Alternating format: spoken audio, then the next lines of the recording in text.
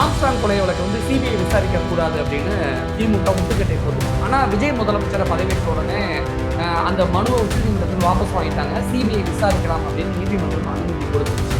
இதனால யாரெல்லாம் அந்த ஆம்ஸ்ட்ராங் கொலை வழக்கில் மாட்ட போறாங்க? ஆம்ஸ்ட்ராங் வழக்கை பொறுத்த வரைக்கும் மக்கள் தமிழ்நாடு மட்டுமல்ல இந்தியாவே உருக்கிய ஒரு தேசிய கட்சியுடைய மாநில தலைவர் வந்து அவருடைய வீடு வேலை செஞ்சதை பார்க்க போகும்போது கொலை செய்யப்பட்டார், படுகொலை செய்யப்பட்டார், அசாசினேஷன். ஆம்ஸ்ட்ராங்குடைய மனைவி பொற்கொடியும் அவருடைய குழந்தையும் பாதுகாக்கப்படணும் அப்படிங்கிற ஒரு சூழ்நிலை. அப்புறம் இந்த வழக்கு வந்து இன்னும் சிலரை வந்து எட்டவில்லை அப்படின்னு சொல்லிட்டு அவர் வந்து ஆம்ஸ்ட்ராங்குடைய தம்பி இம்மானுவேல் செய்யாரு ஹைகோர்ட்டில் போய் இது சிபிஐ விசாரணைக்கு போய் ஆகணும்.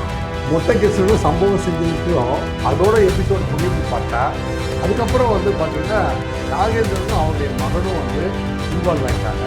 தமிழ்நாடு அரசு இந்த ஆவணங்களை எல்லாம் சிபிஐ கிட்ட கொடுக்கல. கோர்ட்டு உத்தரவையெல்லாம் யாரும் மதிக்கிறதா? விஜய் தானே இப்போ முதலமைச்சர். இல்லைப்பா, இந்த ஆர்டர் போட்டது எப்போ? இப்போ தானே வேல்முருகன் அமர்வு தேர்தலுக்கு முன்பு ஹைகோர்ட் உத்தரவை நீங்கள் மதிக்கிறோமா இல்லையா?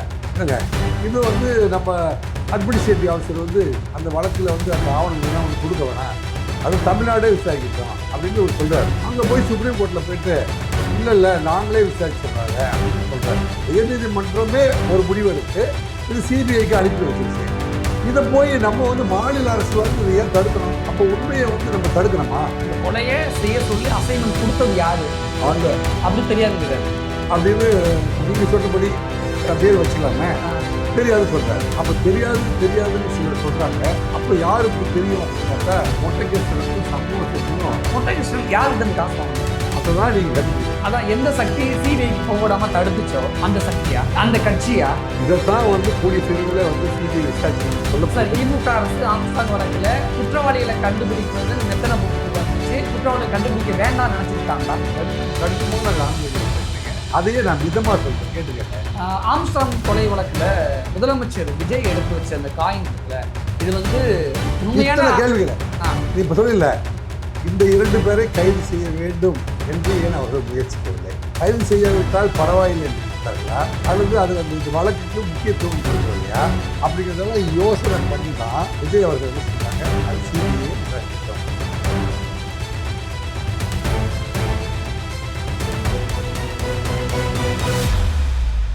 வணக்கம் சார்.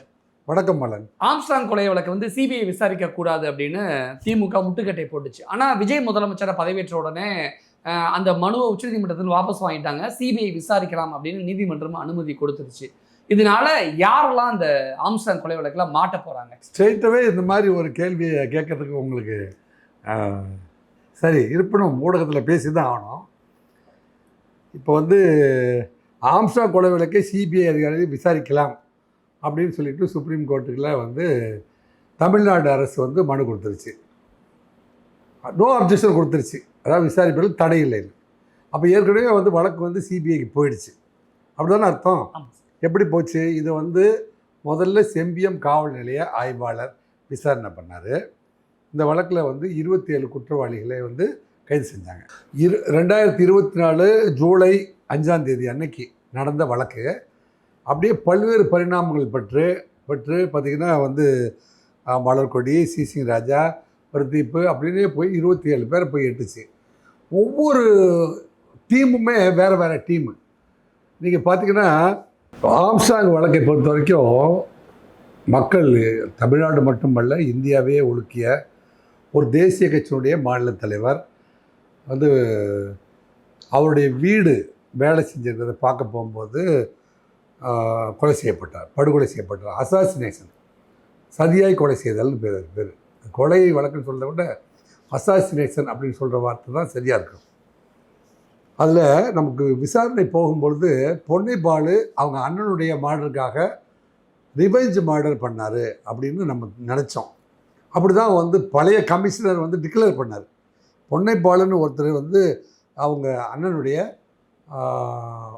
வந்து ஆம்ஸ்ட்ராங்குடைய குரூப் வந்து மர்டர் பண்ணிச்சு. ஆற்காடு சுரேஷை மர்டர் பண்ணதுக்காக ரிவெஞ்ச் மர்டர் பண்ணிட்டாங்க அப்படின்னு முடிக்க பார்த்தாங்க ஒரு சின்ன எபிசோடில். அதில் வந்து திருவேங்கடம் வந்தார், அருள் வந்தார், சந்தோஷ், திருமலை எல்லாம் வந்தாங்க, மணிவண்ணன், செல்வராஜ் திரும்பி வந்தாங்க. சரி, அப்படியே பார்த்திங்கன்னா வக்கீல் அருள் அப்படின்னு பார்த்தீங்கன்னா திருவள்ளூரில் வேற ஒரு எபிசோடு ஸ்டார்ட் ஆச்சு. வக்கீல் அருள் யாருக்கு சொந்தம்னு பார்த்தா அஞ்சலைக்கு ஃப்ரெண்டு. அப்போ அஞ்சலைன்னு ஒரு எபிசோடு வந்துச்சு.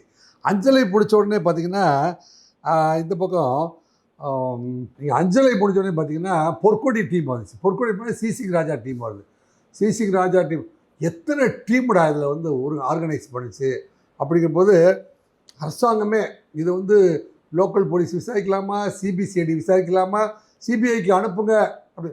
மாயாவதி சென்னைக்கு வந்து கூட இந்த வழக்கு வந்து முறையாக விசாரிக்கப்படணும், சரியான டீம் போடணும். அந்த வழக்கு விசாரணையை வந்து முழுமையை எட்டவில்லை என்றால் நான் கண்டிப்பாக வந்து சிபிஐ விசாரணை கேட்பேன் அப்படின்னு பாடியை பக்கத்தில் வச்சுட்டே சொல்லிட்டு போனாங்களா. அதனுடைய தொடர்ச்சி தான் இப்போ நடந்துட்டு இருக்குது. ரைட்டு. அப்படியே போயிட்டே இருக்கும்போது நீங்கள் Ponnaibalu team, Arul team, Anjalai team, Porkodi team, சிசிங் ராஜா டீமு, அப்படியே வந்து டீம் மாறிட்டே போகும்போது சம்பவ் செந்தில் இல்லை, சம்பவம் Senthil team, Hariharan team, Manali Mathur Siva team, அப்படியே வந்து மணலி மாத்தூர் போயிட்டு அப்படியே கிருஷ்ணன் போய் மொட்டை கிருஷ்ணனுக்கும் நிற்கிது. மொட்டை கிருஷ்ணனும் சம்பவ செந்தில் வந்து நிற்குது. சம்பவ செந்திலும் மொட்டை கிருஷ்ணனுக்கும் வந்து எதுக்காக அப்படின்னா வட சென்னையில் கோலோச்சதுக்காக வந்து இந்த மர்டரை பண்ணாங்களோ அப்படின்னு நம்ம நினச்சிட்டு இருக்கிற சமயத்தில் பார்த்திங்கன்னா இல்லை, இதில் இன்னொரு எபிசோடு இருக்குது. நாகேந்திரன் வந்து ஜெயிலேருந்து இன்ஸ்ட்ரக்ஷன் கொடுத்தாரு, நாகேந்திரனுக்கும் ஆம்ஸ்ட்ராங்குக்கும் ஒரு சின்ன பகை இருந்துச்சு அப்படின்னு கொண்டு வந்தாங்க. அப்போ நாகேந்திரன் அப்படின்னு நம்ம வந்து டச் பண்ணி போகும்போது நாகேந்திரனுக்கு மிகப்பெரிய ஃபினான்ஸ் கொடுத்தது யார்? அங்கே நீங்கள் கேட்ட கேள்விக்கு பதில் வந்துச்சா? யார் சார்? நீங்கள் கேட்டீங்களே இப்போ யார் ஃபினான்ஸ் கொடுத்தது? நீங்கள் தானே சொன்னீங்க அந்த ஃபினான்ஸ் கொடுத்தாங்களே. அவங்க யாருங்க சார்? ஃபினான்ஸ் கொடுத்தாங்களே நாகேந்திரன் வந்து எல்லா டீமுக்கும் பணம் கொடுத்துருக்காரு. அப்போ நாகேந்திரனுக்கு பணம் கொடுத்தது யார்? அந்த யார் அப்படிங்கிற கேள்வி தான் வந்து சிபிஐக்கு போக வச்சுது.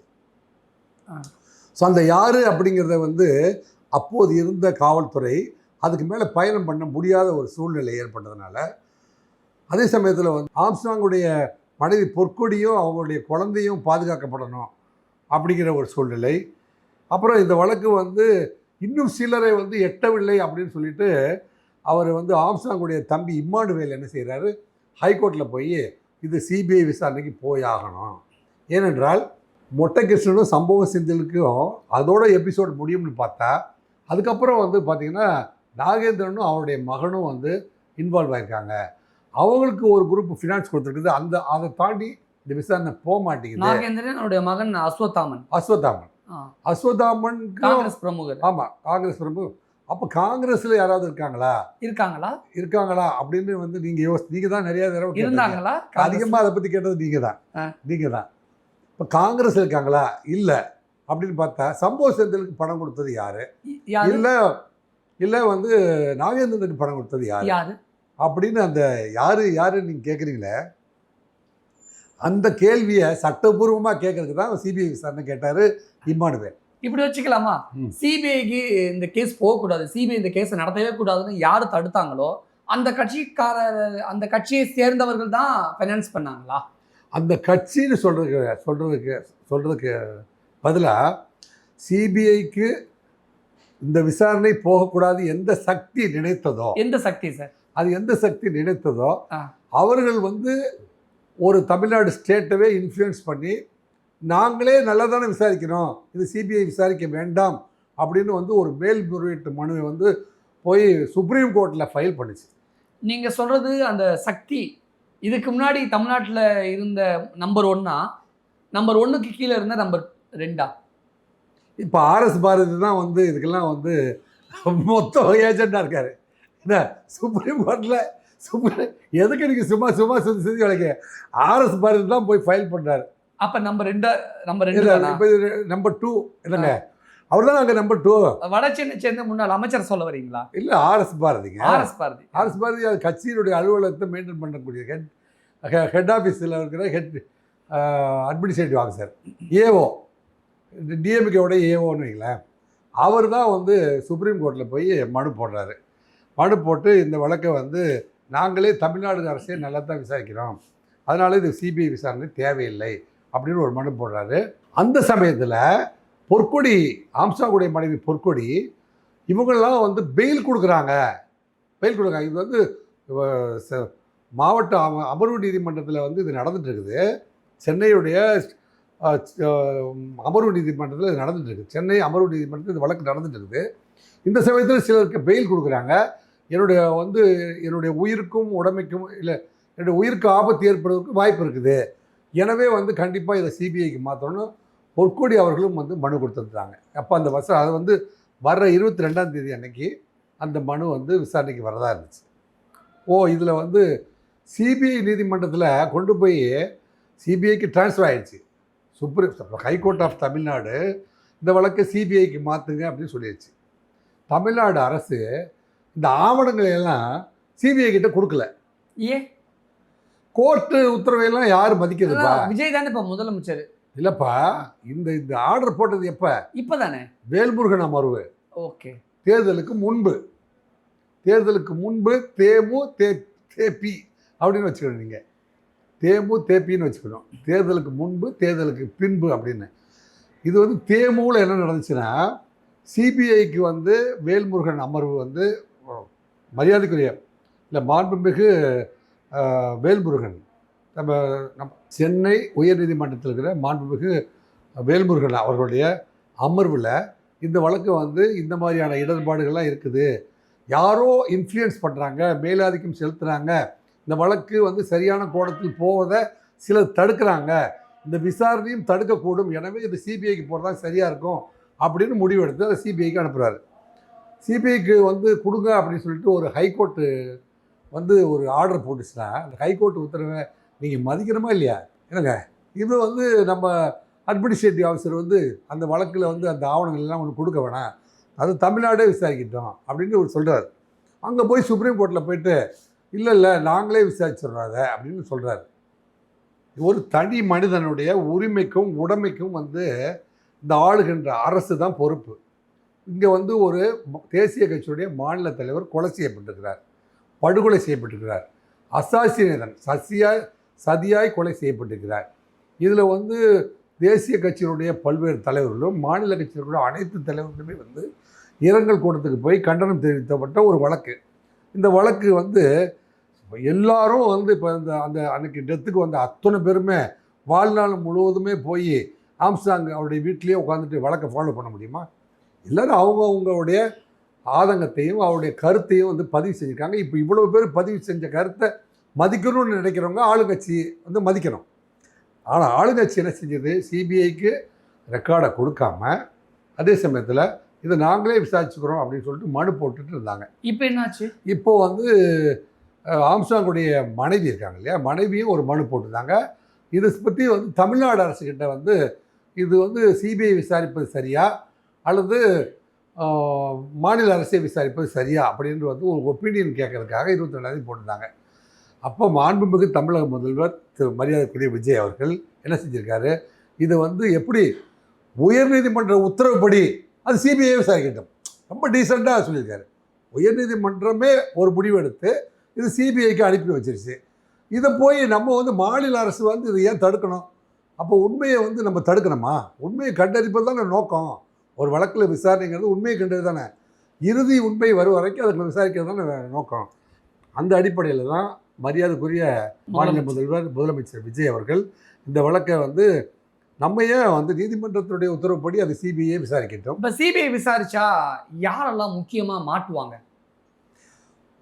உதாரணமாக இந்த வழக்கில் பெண்டிங் இருக்கிறது என்ன அப்படின்னு பார்த்தீங்கன்னா, இங்கே அஸ்வத்தாமனே வந்து லோக்கலில் இருந்ததுனால காங்கிரஸ் பிரமுகராக இருந்தாலும் அஸ்வத்தாமன் லோக்கலில் இருந்ததுனால அரெஸ்ட் ஆகிட்டார். ஸோ அவருடைய தந்தை என்னங்க நாகேந்திரனும் வந்து இறந்துட்டார், கைது செய்யப்பட்டு ஜுடிஷியல் கஸ்டடியில் வைக்கப்பட்டு இந்த வழக்கில் ரீரிமாண்ட் பண்ணப்பட்டார். ரீரிமாண்ட் பண்ணி கன்ஃபெஷன் அப்பாவையும் பையனையும் எதிரெதிரையும் உட்கார வச்சு விசாரித்தாங்க. விசாரணை முடிந்து அப்புறம் அவர் வந்து உடல்நிலை சரியில்லாமல் இறந்து போயிட்டார் வைங்களேன். அப்போ இறந்துட்டதுனால இப்போ அஸ்வத்தாமன் என்ன செஞ்சார், யார் டைரக்டர்னு எங்களுக்கு தெரியாது அப்படின்னு எல்லாருமே சொல்லியிருக்காங்க. டைரக்டர் யார் அப்படின்னு எனக்கு தெரியாது, இந்த கொலையை செய்ய சொல்லி அசைன்மெண்ட் கொடுத்தது யார் அந்த அப்படி தெரியாதுங்கிறாரு. அப்படின்னு இப்போ நீங்கள் சொன்னபடி அப்படியே வச்சுக்கலாமே, தெரியாது சொல்கிறாரு. அப்போ தெரியாதுன்னு சிலர் சொல்கிறாங்களே, அப்போ யாருக்கு தெரியும் அப்படின்னு பார்த்தா மொட்டை கிருஷ்ணனுக்கும் சம்பவம் செந்திலும். மொட்டை கிருஷ்ணன் வந்து மிகப்பெரிய ரோல் பண்ணியிருக்காரு. மொட்டை கிருஷ்ணன் வந்து மிகப்பெரிய தொகையை வாங்கிட்டு வந்து மற்றவங்களுக்கு டிஸ்ட்ரிபியூட் பண்ணுற வேலையை பார்த்துருக்காரு. மொட்டை கிருஷ்ணன் யார்கிட்ட இருந்து காசு வாங்கினாரு? அதை தான் நீங்கள் கண்டுபிடிக்கணும். அதான் எந்த சக்தி சிபிஐக்கு போக விடாம தடுத்துச்சோ அந்த சக்தியா, அந்த கட்சியா? இதைத்தான் வந்து கூடிய சிறுவில் வந்து சிபிஐ விசாரிச்சு நமக்கு சொல்ல சார் போகுது. இப்படி வச்சுக்கலாமா? இதுக்கு முன்னாடி ஆளுங்கட்சியா இருந்தவங்களும் ஆளுங்கட்சியில கூட்டணி கட்சியா இருந்த தலைவர்களும் மாட்டுவார்கள் அப்படின்னு புரிஞ்சுக்கலாமா? இல்லை, ஆளுங்கட்சி எதிர்கட்சி அப்படி சொல்ல நான் விரும்பலை. யார் இந்த சதிகாரர்களோ அவர்கள் தான் இந்த பணம் கொடுத்தாங்க. குறிப்பா யார் யாரு? ஒரு 2 பேர் சொல்லுங்க பாப்போம். அதான் இருக்கிறத 2 பேர் தான். 2 பேரை பேரை இல்லை, சம்பவ செந்திலோ மொட்டை கிருஷ்ணனும். சம்பவ செந்தில் எங்க இருக்காருன்னு சரி தெரியல. சரி. இப்போ தமிழ்நாடு அரசு நினைத்திருந்தால் எக்ஸ்ட்ரடிஷன் ட்ரீட்டி அப்படின்னு சொல்லிட்டு தாய்லாந்தில் இருக்கிற அவங்களையோ நேபாளிலையோ அல்லது தாய்லாந்துலேயோ இருந்தால் அவங்கள போய் பிடிச்சிட்டு வந்து இந்த நீதிமன்ற விசாரணைக்கு ஆஜர்படுத்த வேண்டிய கடமை தமிழ்நாடு அரசுக்கு இருந்ததா இல்லையா? இருந்ததா இல்லையா? இருந்தது. தமிழ்நாடு அரசு கடமையா இல்லையா? அந்த கடமையை சார்ஜ் ஷீட் போட்டு விசாரணைக்கு போகிற வரைக்குமே 120 ரூபாய் அந்த அவங்களுக்கு பெயில் கிடைக்கிற வரைக்குமே அந்த கடமையை வந்து முன்னாள் அரசு நிறைவேற்றியதா இல்லையா? இல்லையா? நிறைவேற்றியதா இல்லையா? நீங்க சொல்லுங்க. நிறைவேற்றியதா இல்லையா? நிறைவேற்றவில்லை. ஏன்னா சம்பவம் செஞ்சு மொட்டை இப்போ இதில் வந்து பெண்டிங் வச்சதே வந்து சம்பவம் செஞ்சு மொட்டை கிருஷ்ணன் அருண் ஐபிஎஸ் ஆம்ஸ்ட்ராங் கேஸ்ல தோத்து போயிட்டாரா? நோ. அருண் ஐபிஎஸ் வந்து 5 எபிசோடு கடந்து வந்துட்டாரு. 4 என்கவுண்டர் பண்ணிட்டாரு. 4 என்கவுண்டர் 5 எபிசோடு கடந்து வந்தாரு. அந்த இறுதி எபிசோடுக்கு பயணம் செய்யுங்கள் என்று சொல்ல வேண்டிய அதிகாரம் யார்கிட்ட இருக்கு? ஆளுங்கட்சி முதலமைச்சர்கிட்ட இருக்கு. அவர்கள் உத்தரவிட்டு இருந்தாலும் அவர் செஞ்சிருக்க மாட்டாரா? அப்ப தடுக்கப்பட்டாரா? அருண் ஐபிஎஸ் தடுக்கப்பட்டாரா? அது இது வந்து இப்போ தமிழ்நாடு கேடர் அப்படின்னு ஒரு ஐபிஎஸ் படித்தவங்களை வந்து என்ன செய்கிறாங்க, தமிழ்நாடு கேடர் அப்படின்னு ஒதுக்கிடுறாங்க. அருண் வந்து தமிழ்நாட்டினுடைய சென்னையில் இருக்கிற ஒரு கமிஷனர். புரியுதா உங்களுக்கு? ஆக சிஆர்பிசியை பொறுத்த வரைக்கும் என்ன சொல்லுது அப்படின்னா, இந்தியாவினுடைய எந்த மூலைக்கும் வந்து ஒரு குற்றவாளியை கைது செய்வதற்கு காவல்துறை அதிகாரியை வந்து போகலாம் அல்லது அவருக்கு பவர் கொடுத்து போக வைக்கலாம் கமிஷனர் அப்படின்னு இருக்கு. இந்தியாவை விட்டு வெளியில் போகணும் அப்படின்னா மாநிலத்தில் இருக்கிற ஹோம் மினிஸ்டர் வந்து மத்தியில் இருக்கிற ஹோம் மினிஸ்டரை காண்டாக்ட் பண்ணி இது முக்கிய குற்றவாளிகள், ஒரு சென்சிட்டிவ் கேஸில் இருக்கிற குற்றவாளிகள், இவர்களை கைது செய்து நீதிமன்றத்தின் முன்பு ஆஜர்படுத்த வேண்டும் அப்படின்ட்டு எக்ஸ்ட்ரடிஷன் ட்ரீட்டி அப்படின்னு ஒன்று வாங்கணும்.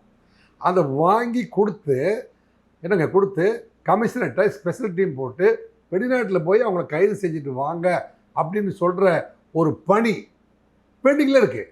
அது பெண்டிங்கில் இருக்குது. தமிழக அரசு நினைக்கலையா? தமிழக